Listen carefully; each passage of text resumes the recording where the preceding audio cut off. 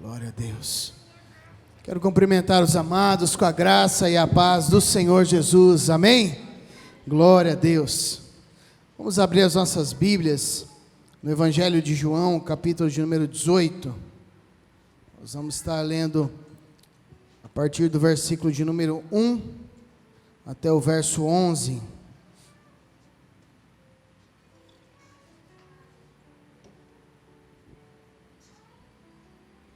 Glória a Deus pela tua vida. Nós louvamos a Deus por você estar aqui, você também que está nos acompanhando em casa. Glória a Deus por isso. Antes de nós lermos o nosso texto, amados, essa semana eu recebi um texto da revista Ultimato, o irmão Fernando enviou para mim. Foi muito interessante porque o autor deste texto, ele falava justamente acerca do ser cristão, ou do você levar o nome de Cristo. O quanto hoje essa expressão, ou nós nos denominarmos cristãos, ela está vazia de sentido. Não no sentido de que a expressão não signifique isso, né? Então cristão significa um pequeno Cristo, mas o quanto hoje a popularização dessa expressão tem denegrido a imagem. Hoje depende de onde você chegar e dizer que é cristão, as pessoas ficam preocupados. Não é novidade o que nós temos visto nas mídias, né? Pessoas que se dizem cristãos e sendo presos e escândalos acontecendo. O fato é que a palavra diz que os escândalos são inevitáveis, né? Mas ai por meio de quem vierem os escândalos. E nessa noite, queridos, eu entendo que nós, como igreja do Senhor, precisamos entender a nossa responsabilidade por zelar pela imagem da igreja do Senhor, não apenas no sentido de defender, né? Eu estou falando aqui acerca de defender a Cristo. Cristo, ele não precisa de defesa, ele simplesmente é. Mas no sentido de nós defendermos com o nosso próprio testemunho o ser igreja de Cristo. É interessante que o autor daquele texto, ele falava sobre até se identificar de uma forma diferente, né? Ele falava de se identificar como cristão reformado, protestante, justamente para trazer uma diferenciação, para dizer, olha, eu não sou criminoso, eu não sou como a corja que fala que é cristão, ou fala em nome de Cristo, mas vive em pecado. Talvez não seja esse o caminho, na minha visão, simplesmente mudar o nome, mas nós como cristãos, perseverarmos na doutrina do Senhor, na doutrina da palavra de Deus, e começarmos a mostrar através das nossas ações, o que realmente é ser um pequeno Cristo. É interessante que o Evangelho, ele não nos leva a simplesmente apresentarmos, olha, eu sou cristão. Inclusive no primeiro século, como igreja, as pessoas não estavam preocupadas em dizer que eram cristãs, mas elas viviam na prática o Evangelho. Os discípulos não estavam preocupados em simplesmente dizer, olha, eu sou seguidor de Cristo, mas eles estavam preocupados em anunciar o reino, em cumprir a ordem de Cristo, que é ide por todo mundo e pregai o Evangelho a toda criatura, batizando as pessoas em nome do Pai, do Filho e do Espírito Santo, sendo agentes de libertação. E essa responsabilidade, queridos, é nossa, como igreja, não no sentido de dizer, olha, eu sou diferente daquele, mas de mostrar através das nossas ações, de viver mesmo com um caráter moldado por Deus. É interessante que hoje, me parece que ser cristão está na moda. Hoje não é feio você ser cristão. É bonito você no Instagram colocar que você é cristão, que você tem uma caminhada onde você se preocupa com a família, né? Me parece que hoje dizer que cristão denota dentro da sociedade que você não é um qualquer, você é uma pessoa que faz parte de uma comunidade, de que há uma certa preocupação, mesmo que não haja, mas só o fato de dizer, eu sou cristão. Então as pessoas olham, olha que bonito, ele tem uma preocupação com a família, né? Mas o que nós estamos sendo chamados por Cristo nessa noite, é não ter apenas um nome. O nome é uma consequência, mas vivermos e temos um caráter realmente transformados pelo Evangelho. É interessante, essa semana eu vi e descobri várias pessoas que são cristãos, envolvidos nas mais diversas áreas, no Brasil e fora do Brasil, nos seus trabalhos, nas suas funções, mas pessoas que têm vivido o caráter de Cristo, e que têm feito a diferença, e que têm vivido primeiro o Evangelho, para depois, quando são indagados, você é cristão? Eu sou, sabia que você era, porque você é diferente. Por isso, nessa noite, eu gostaria de te convidar a olhar este texto, na perspectiva de um caráter moldado por Deus. Nós vamos ver aqui uma série de pessoas, de questões, mas eu quero te convidar a olhar nesta dimensão e nesta perspectiva. Vamos para o versículo de número 1, então. Vamos ler do 1 até o 11. Se você trouxe a tua Bíblia, acompanhe nela. Ou então no teu smartphone, ou pelas telas, ou acompanhe aí também na tua casa. Tendo terminado de orar, Jesus saiu com os seus discípulos e atravessou o vale de Cedron. Este vale aqui, abrindo parêntese, é um vale que era muito importante na caminhada do povo, o vale de águas de chuvas, né? O vale que Josias, no Antigo Testamento, quando fez a reforma, toda a reforma cultual do povo de Deus, onde ele queimou os postes ídolos e tudo isso ele colocou no ribeiro de Cedron, né, neste vale aqui, é um vale onde este rio, ele só funcionava na época das chuvas, onde na montanha chovia, então as águas vinham ali. Então não é por acaso que Jesus então estava neste vale, um lugar de reforma, um lugar de transformação.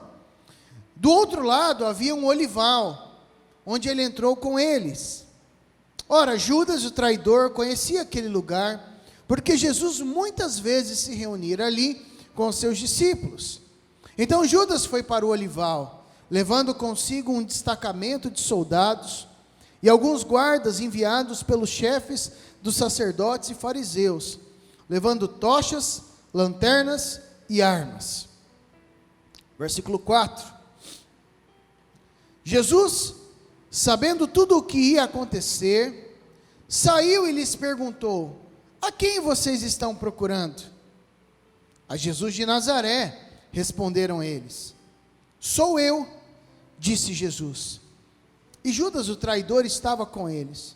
Quando Jesus disse, sou eu, eles recuaram e caíram por terra. Novamente lhes perguntou, a quem procuram? E eles disseram, a Jesus de Nazaré. Versículo de número 8. Respondeu Jesus, já lhes disse que sou eu. Se vocês estão me procurando, deixem ir embora estes homens. Isso aconteceu para que se cumprissem as palavras que ele dissera, não perdi nenhum dos que me deste. Simão Pedro, o que trazia uma espada, tirou-a e feriu o servo do sumo sacerdote, decepando-lhe a orelha direita. O nome daquele servo era Malco. Jesus, porém, ordenou a Pedro, guarde a espada. Acaso não haverei de beber o cálice que o Pai me deu? Vamos até aqui, queridos. Feche os teus olhos, curve a sua cabeça mais uma vez. Vamos orar. Espírito Santo de Deus, nós estamos aqui reunidos para cultuar a Tua presença, a Trindade Santa, e nós clamamos o Teu agir, o Teu convencimento sobre nós. O Senhor venha esclarecer todas as coisas, venha desvendando, Pai, os mistérios do Teu reino, as maravilhas do Teu amor às nossas vidas, para que possamos compreender a realidade do Senhor para a nossa história. Nós oramos em nome de Jesus, amém e amém. Amados, eu quero te convidar a olhar este texto da forma mais humana possível. Nós costumamos olhar ele de uma forma quase que metafísica, né? Como uma ilustração, algo diferente. Mas vamos olhar na prática como o que aconteceu neste texto. Nós temos aqui 3 personagens principais aqui, né? O primeiro deles, Judas, o traidor.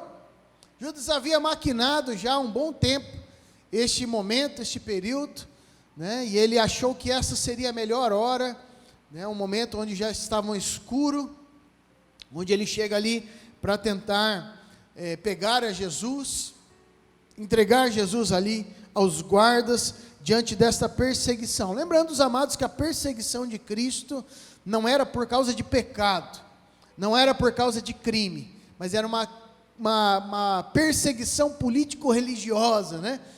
Uma perseguição comandada pelos judeus, pela religião da época. Encontramos então este personagem, encontramos aqui também Jesus, o Messias, o Salvador. Então, nesse jardim cheio de oliveiras, naquele ambiente tranquilo, né, da madrugada, o silêncio imperava, e o silêncio ele é rompido então por um destacamento de soldados, juntamente com Judas, indo para prender Jesus. O texto nos diz que eles levavam tochas, lanternas e armas, não lanternas como nós temos hoje, mas seriam lamparinas ali, mas eles estavam ali preparados. O silêncio da noite ele é rompido pelo som desses soldados ali marchando, talvez o som das suas espadas, né, batendo nas armaduras, chegando até Jesus, o Messias. É interessante porque provavelmente Judas estava preocupado de Jesus fugir, alguma coisa assim, mas Jesus ele não foge, ele encara de frente, e ele pergunta: quem vocês estão procurando? Sou eu, estou aqui. Se vieram me pegar, pode pegar, que eu estou preparado para isso, né? E a terceira pessoa que nós encontramos, o terceiro personagem deste texto, é Pedro, que eu coloquei aqui como adjetivo dele, o impulsivo. Então nós temos aqui Judas, aquele que decide trair, Jesus, o Messias, uma missão recebida do Senhor, o enviado, Pedro, o impulsivo, aquele que caminhava com Jesus, mas tinha reações um tanto quanto inesperadas no que diz respeito à sua vida. E para nós começarmos, eu gostaria de fazer uma pergunta: se você pudesse se encaixar dentro desses três personagens, quem seria você? Seja franco, né? Quem seria você dentro desses três personagens? Pastor, eu não me encaixo em nenhum desses. Eu não sou o Messias, não sou traidor, também não sou tão impossível, sou pacificador. Não tem problema. Talvez nós poderíamos colocar um quarto personagem aqui, que são os outros discípulos que estavam ali reunidos. Mas quem é você? Será que nós somos identificados aqui como Judas, o traidor, como Jesus, o enviado de Deus, aquele que está apto, preparado para cumprir com o chamado de Deus para a nossa vida? Ou então será que nós nos identificamos com Pedro, aquele que é impulsivo? E por que essa pergunta? Porque nessa noite eu gostaria de trazer para o nosso entendimento 5 estágios do desenvolvimento humano, para nós compreendermos e aplicarmos isso no que diz respeito à nossa vida religiosa e espiritual. Então nós vamos ver aqui 5 estágios teóricos aqui da educação, mas eu gostaria que você visse isso e já começasse a espelhar isso na tua vida espiritual, ou na tua realidade espiritual, para que você possa então se identificar dentro dessas classes, né, e analisar então como está o teu desenvolvimento espiritual e a tua maturidade dentro do reino de Deus. A primeira fase de desenvolvimento, que é chamada de impulsivo emocional, ela abrange praticamente aí o primeiro ano da vida de qualquer pessoa, e a ênfase dela é a emoção, há um predomínio afetivo. Então quando nós olhamos para a criança no primeiro ano de vida, é muito importante, queridos. E eu conversava com alguns irmãos essa semana pela manhã, conversando acerca da importância dos primeiros anos de vida das crianças. Muitas vezes nós olhamos para a criança e achamos que ela não necessita da nossa presença. Então nós avançamos, e quando a criança está entrando na pré-adolescência e na adolescência, aí nós achamos que essa é a hora de estarmos com eles e educá-los, quando na verdade é o inverso. Então quando você olha o primeiro ano de vida de uma criança, a ênfase da sua vida, o que predomina nela é a questão emocional. Olha como é importante então a nossa presença. Há uma questão de imaturidade por ser uma criança, mas ela vive essa questão impulsivo emocional, ela reage muito bem à questão das emoções. Quando nós olhamos então para o segundo estágio, sensório, motor e projetivo, vai então até o terceiro ano de vida. Então, quando o interesse da criança se volta para a exploração sensório-motora do mundo físico, predomínio cognitivo, ou seja, há uma alternância agora, o segundo e terceiro ano, onde já há uma descoberta. E se você começar a analisar isso na perspectiva da nossa maturidade espiritual, você consegue vislumbrar perfeitamente que nós, quando temos um encontro com Cristo, nós entramos no predomínio afetivo. Eu não vou dizer que é o primeiro ano de conversão, porque varia muito, mas quando nós nos convertemos, temos um primeiro encontro, nós somos muito emotivos. Como crianças espirituais, nós estamos muito preocupados com aquilo que nós sentimos. Hoje eu fui no culto e senti um arrepio, né? É o predomínio do emotivo. Somos sensíveis até demais, né? Aconteceu isso, deixou de acontecer. Quando nós vamos caminhando um pouquinho mais, nós entramos então nessa questão exploratória de descobertas, nesse segundo estágio também da nossa vida espiritual. Terceiro então, que é do personalismo, que vai então a partir dos 3 anos aos 6 anos de idade, é o desenvolvimento da nossa personalidade, a construção da consciência de quem nós somos. Há também um predomínio afetivo. Note que então há uma alternância, né, entre emoções, entre a nossa vivência, né, entre a questão afetiva e cognitiva. Quando nós olhamos aqui para esse desenvolvimento da personalidade, a construção da consciência de quem nós somos, eu me recordo, por exemplo, de Pedro, quando ele se encontra com Jesus, e Jesus está perguntando para ele: Pedro, quem estão dizendo que eu sou? E daí ele dá uma explanação mais abrangente, uns dizem que é profeta, né? Alguém assim. E você, Pedro, quem você diz que eu sou? E daí ele fala: tu és o Cristo, Filho do Deus vivo. E daí o Senhor Jesus começa a tecer: quem é Pedro?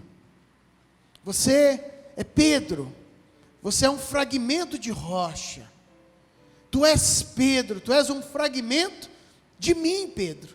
Eu te chamei. Em outras palavras, Jesus começa a mostrar e a revelar quem é Pedro. E eu compreendo, queridos, que quanto mais nós conhecemos a Cristo, estamos aqui no terceiro estágio do desenvolvimento, fazendo um paralelo com a nossa vida espiritual. Quanto mais nós conhecemos a Cristo, nós já deixamos o primeiro estágio, o segundo, e nós começamos a descobrir em Cristo quem nós somos.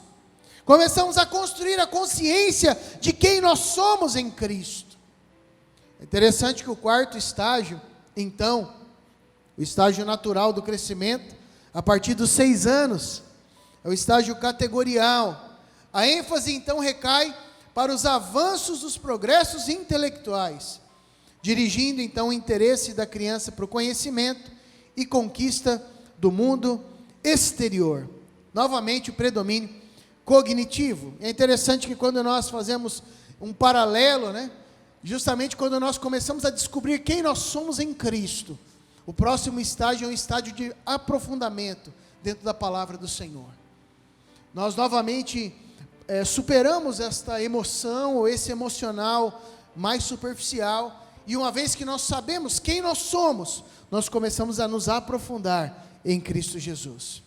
E por fim, o estágio da adolescência, quinto estágio, quando a crise pubertária impõe a necessidade de novos contornos na personalidade em função das mudanças corporais, trazendo à tona questões pessoais, morais, existenciais, retomando a predominância da afetividade. E é muito interessante isso, querido, porque quando nós falamos disso, começamos a nos aprofundar na palavra. A palavra de Deus nos leva a outros níveis de crises, a outros desafios, que nos levam então a um crescimento maior e uma maturidade maior na presença do Senhor. Ok, pastor, o que tudo isso então pode nos auxiliar? Onde nós vamos chegar então com essas constatações? E antes de nós irmos, eu gostaria de ver mais uma definição aqui. Como nós vamos falar sobre um caráter moldado por Deus, vimos os 5 estágios do desenvolvimento, na formação do caráter da pessoa, né, no seu momento então de infância. E aqui o dicionário Aurélio define caráter como conjunto de qualidades, note bem, querido, conjunto de qualidades boas ou más de um indivíduo, que determinam sua conduta e concepção moral. A palavra caráter tem origem grega e caracterizava a marcação de um objeto, usando solidez como ferro quente ou o talhe de madeira. Ou seja, figura o caráter como algo que aponta uma pessoa, aquilo que a torna inconfundível. É o caráter que torna possível prever ações e atitudes de uma pessoa, sabendo o que esperar de uma pessoa quando o conhecemos. O caráter mora na vontade de cada pessoa. Isso aqui é tremendo, queridos. O caráter, então, ele se torna a nossa impressão digital, não nos nossos dedos, mas na nossa vida, no nosso coração, na nossa alma. É aquilo que denota quem nós somos. E diante desta palavra, desta constatação, onde nós temos um traidor, um impulsivo, então o Messias, eu gostaria de entender 3 áreas do nosso caráter que nós precisamos amadurecer. 3 áreas da nossa vida que nós precisamos compreender e viver o domínio do Senhor. Cada uma dessas nós vamos entender algo de Deus para a nossa vida. Em primeiro lugar, queridos, nós precisamos ter as nossas ações moldadas por Deus. Este é o primeiro estágio. Quando nós nos convertemos, as nossas ações são ações que não glorificam necessariamente o Senhor. Ações, nós vamos aqui identificar, são atos da nossa vida que nós escolhemos fazer. Então estamos ali no dia a dia, eu decido se eu quero fazer isso, se eu quero me embriagar, ou se eu quero fumar, se eu quero brigar, se eu não quero, se eu quero cuidar da minha família, se eu não quero, se eu quero cuidar da minha esposa, se eu quero ter um tempo com os meus filhos, se eu quero trabalhar ou não, se eu quero estudar ou não. E nessa primeira perspectiva das ações moldadas por Deus, nós falamos acerca das escolhas. As nossas escolhas, o primeiro estágio de crescimento na vida cristã, precisam ser moldadas por Deus. Nós vemos aqui, por exemplo, em primeiro lugar, que Judas, o traidor, conhecia aquele lugar. Verso 3 diz que Judas foi para o olival, levando consigo um destacamento de soldados e alguns guardas. Judas, ele não foi obrigado a fazer isso. Judas decidiu. Judas escolheu. Judas foi. Aqui denota, queridos, que Judas, ele, além de necessitar ter uma experiência real com Cristo, mostra que Judas não havia nem passado o primeiro estágio da caminhada cristã, que é o estágio onde as nossas decisões, as nossas ações são moldadas por Deus. Esse aqui, queridos, é o começo do começo. Nós temos a nossa vida controlada por Deus. Fala das nossas escolhas, das nossas ações. Eu escolho onde eu vou, eu escolho o que eu devo fazer, segundo a palavra de Deus, segundo aquilo que o Espírito Santo orienta a minha vida. Eu desde pequeno, por exemplo, criado na igreja, fui ensinado o que fazer e deixar de fazer. E quando eu era, então, chamado a atenção, minha mãe sentava comigo, ou meu pai dizia: meu filho, você não deve fazer isso. A tua escolha foi errada, por causa disso, disso e disso. E o meu caráter estava sendo trabalhado, estava sendo moldado, segundo a palavra de Deus. É o primeiro estágio.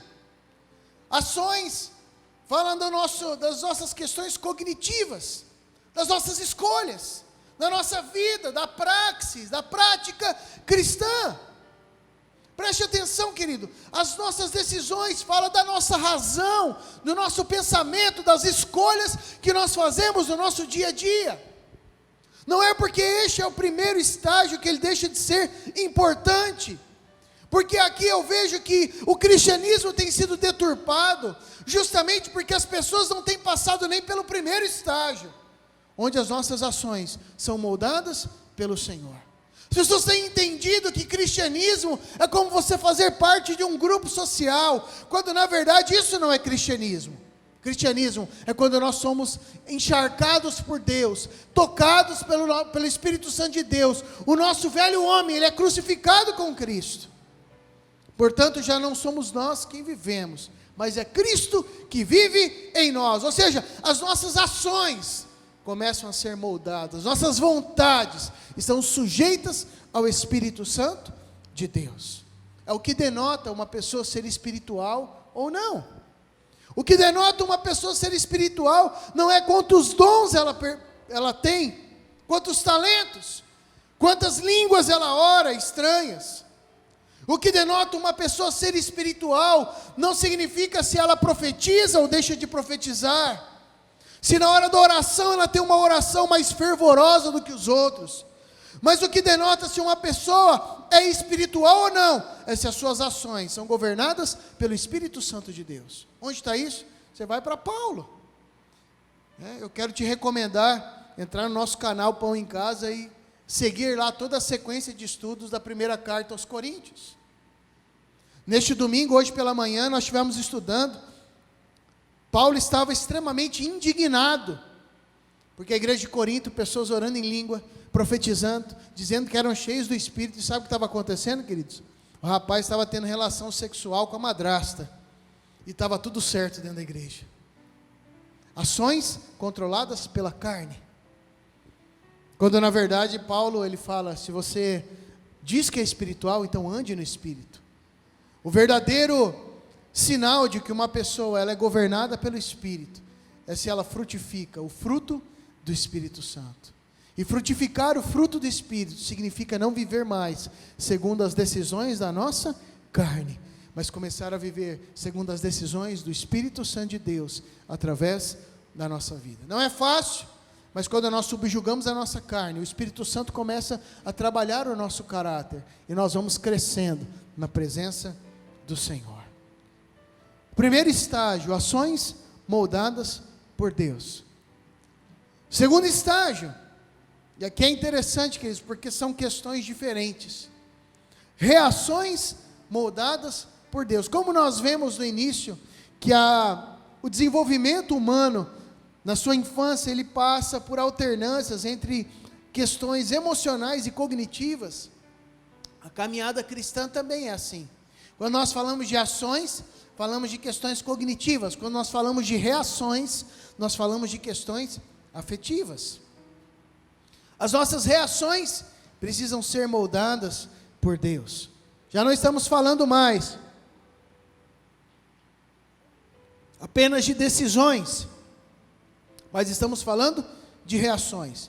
Tendo em vista que as nossas ações, as nossas decisões são racionais, são intelectuais, são questões de entendimento. Eu entendo isso desce para o meu coração e eu coloco em prática. Enquanto que as nossas reações dizem respeito à nossa personalidade, tem a ver também com as nossas questões afetivas, com o nosso emocional. É por isso que quando nós olhamos para Pedro, e eu coloquei aqui Pedro como impulsivo, Pedro era um cara muito impulsivo. Ontem no nosso culto de juventude, estávamos sendo ministrados pela palavra, e estávamos juntos ali, refletindo acerca de Pedro, né? Pedro é aquele que é muito impulsivo, emotivo. Sempre que era questionado, Jesus, eu estou junto, eu vou até as últimas consequências. Da hora que era colocado na parede, as emoções sempre estavam governando Pedro.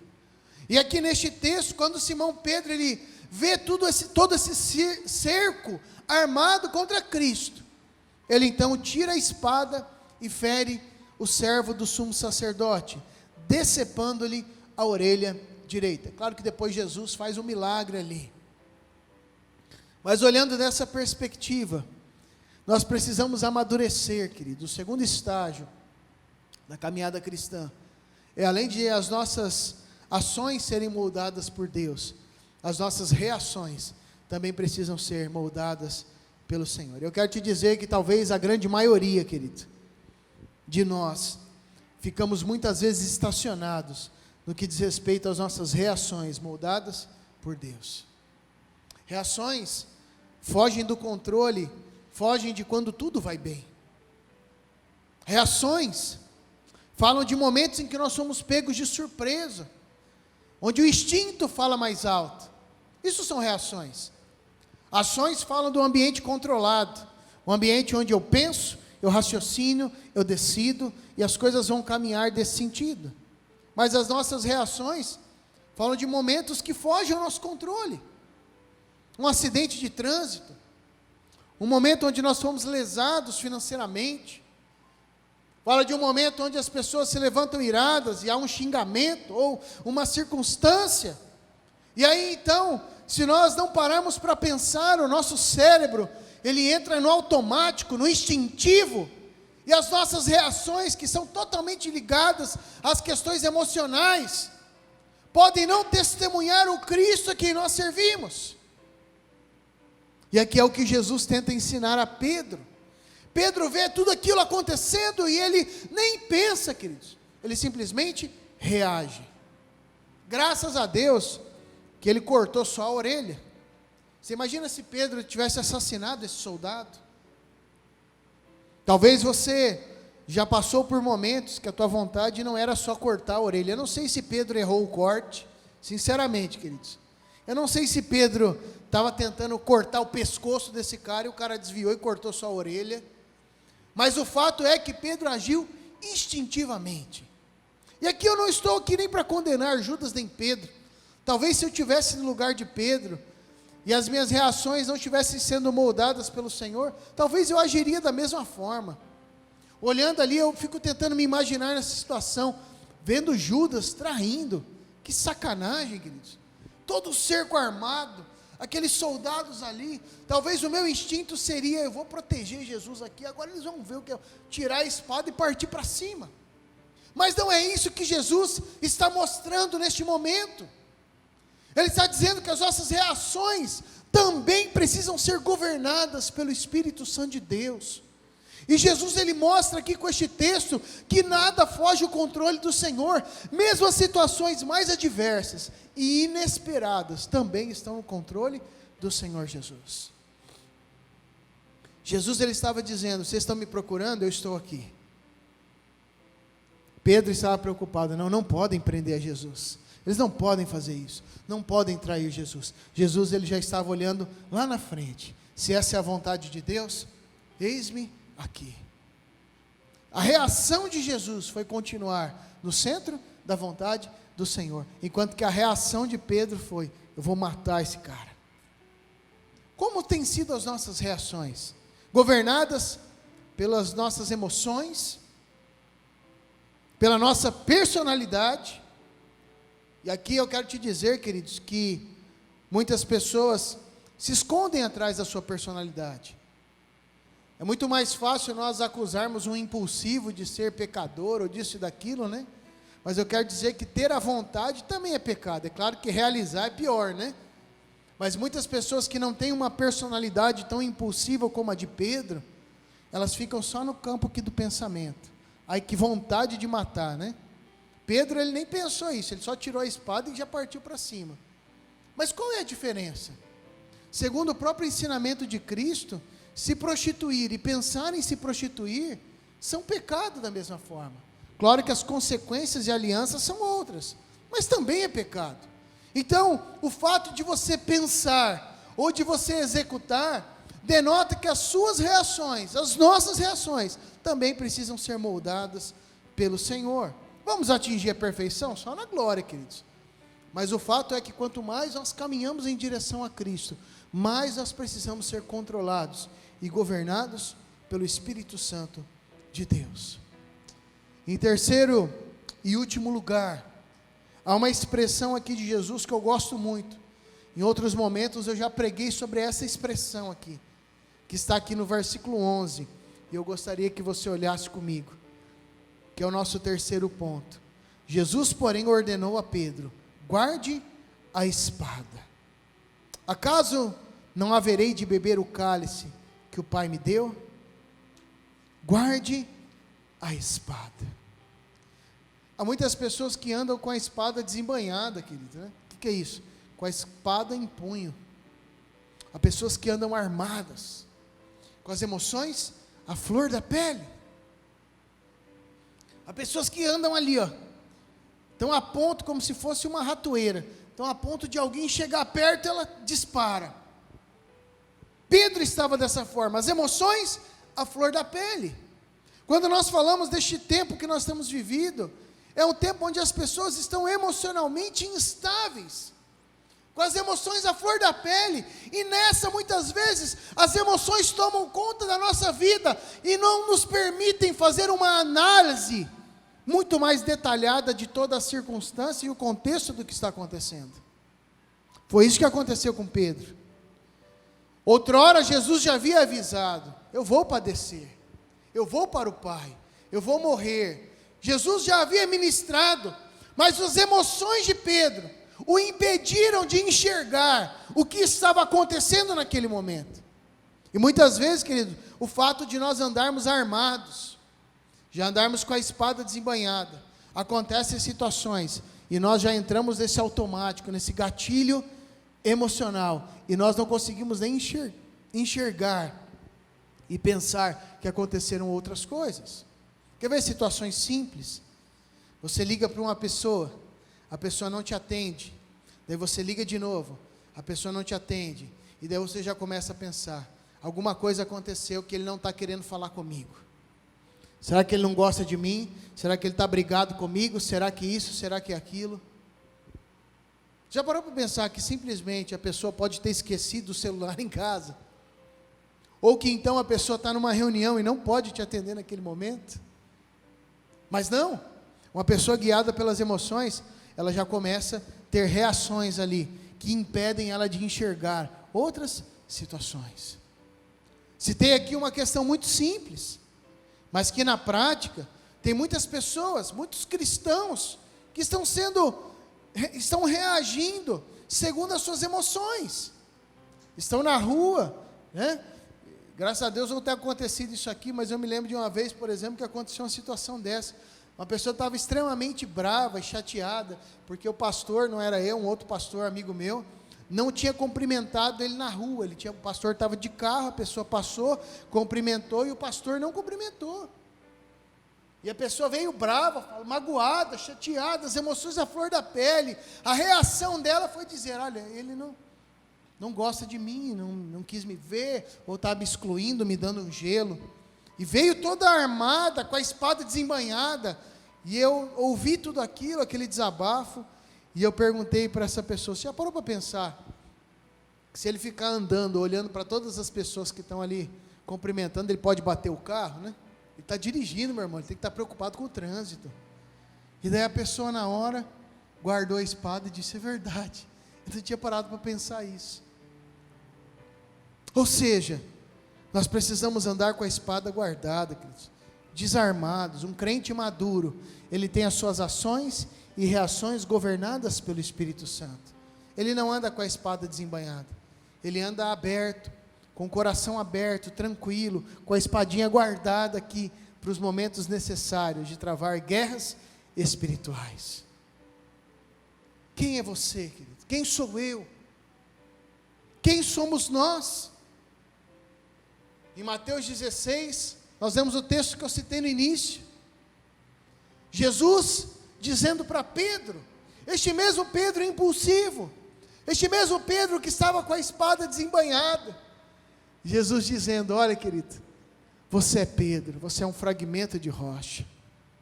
Sobre a minha vida, eu que sou a pedra angular, edificarei a igreja, as portas do inferno não prevalecerão contra ela, e eu te darei as chaves do reino dos céus. Tudo que ligares será ligado, tudo que desligares será desligado. Em outras palavras, eu vejo aqui neste texto uma demonstração do que é a maturidade espiritual. A maturidade espiritual nos leva a ter as nossas ações e reações controladas pelo Espírito. Aquilo que eu decido, eu não vou praticar o pecado, mas a minha reação governada pelo Espírito. E isso nos mostra, queridos, que a maturidade nos leva a viver essa realidade do reino.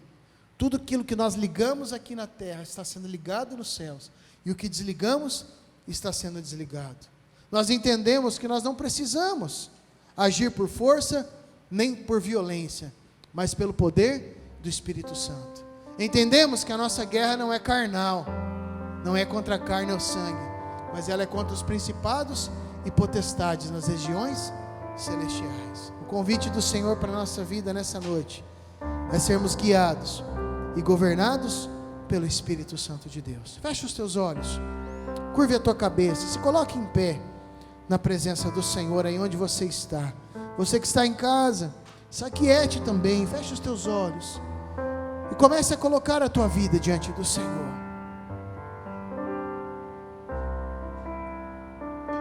As tuas ações têm sido governadas pelo Espírito? Se sim, glória a Deus. Se não, glória a Deus também.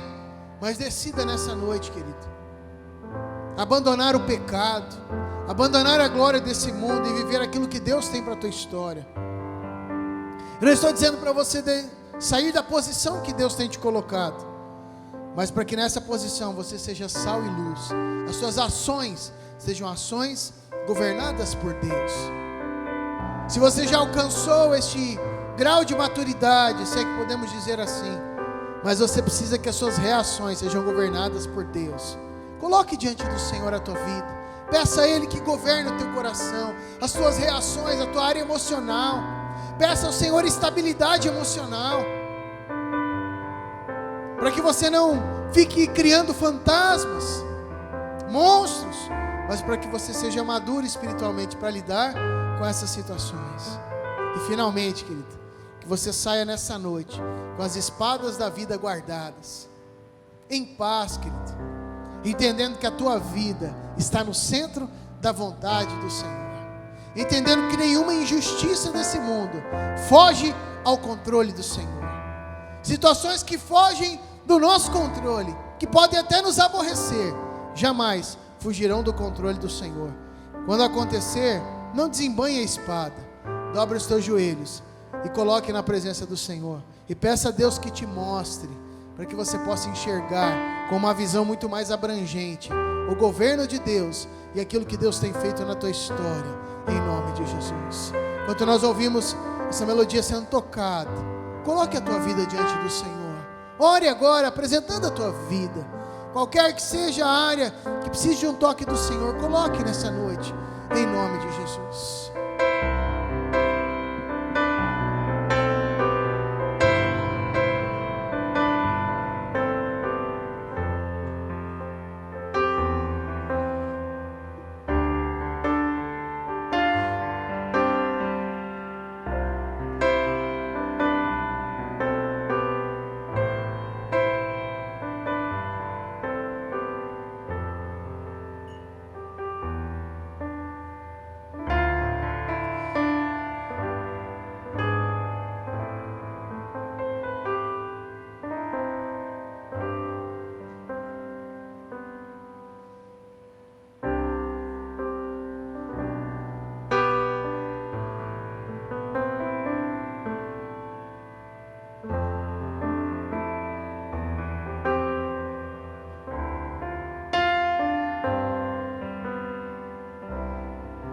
Senhor Deus, nós apresentamos as nossas vidas diante do Senhor. Queremos ter ações e reações governadas pelo Teu Espírito. Subjugamos o nosso caráter, a nossa vontade ao Senhor. Sabemos que em momentos extremos como este que temos vivido, Senhor, mas não somente neste, são momentos onde a Tua glória e o poder do Teu Espírito trabalham as nossas vidas. Eu te peço, Senhor, que a Tua igreja seja levantada em poder. Igreja essa citada neste texto. Igreja que as portas do inferno não prevalecem contra ela. Entendemos que a igreja tem sido denegrida, mal falada, até por ações e reações que não glorificam o Teu nome. Mas nós, como parte do corpo de Cristo, como igreja do Senhor, clamamos, Senhor, e decidimos nessa noite que nós queremos, Senhor, ser governados pelo Teu Espírito, não somente nas nossas ações, no que diz respeito a decisões da nossa vida.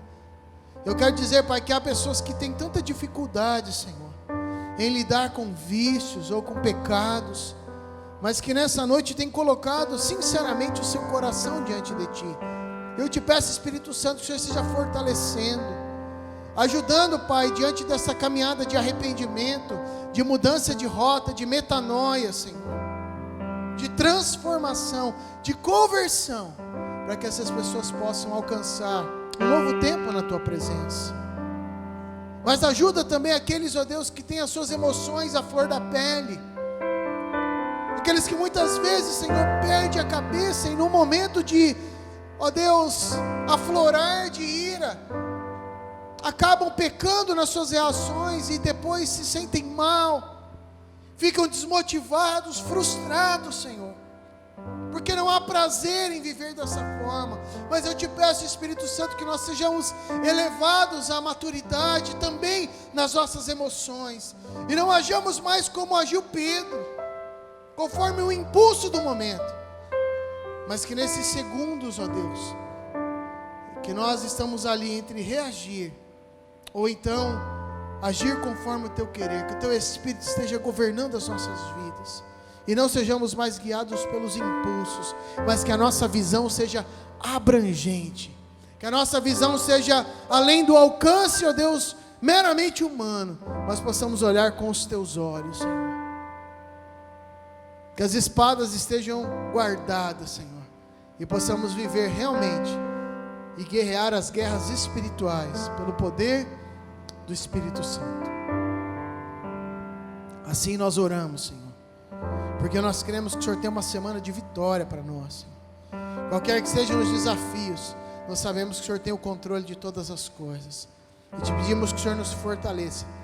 Sabemos que não seremos tirados por enquanto deste mundo, então nós te pedimos que o Senhor nos livre de todo mal. Assim nós oramos em nome de Jesus. Amém e amém. Estenda suas mãos, amados. Que a maravilhosa graça do Senhor Jesus, que o perfeito amor de Deus, o nosso Pai, que a comunhão e as consolações do Espírito Santo repousem sobre a tua vida, hoje e sempre. Amém e amém. Que Deus te abençoe, querido. Vai para uma semana de vitórias em nome de Jesus. Você que nos assiste, que você também seja encharcado pela presença do Senhor. E compartilhe essa mensagem com outras pessoas, para que possam também ser tocadas e ministradas pelo Senhor. No mais, querido, fique na paz e na graça do Senhor Jesus.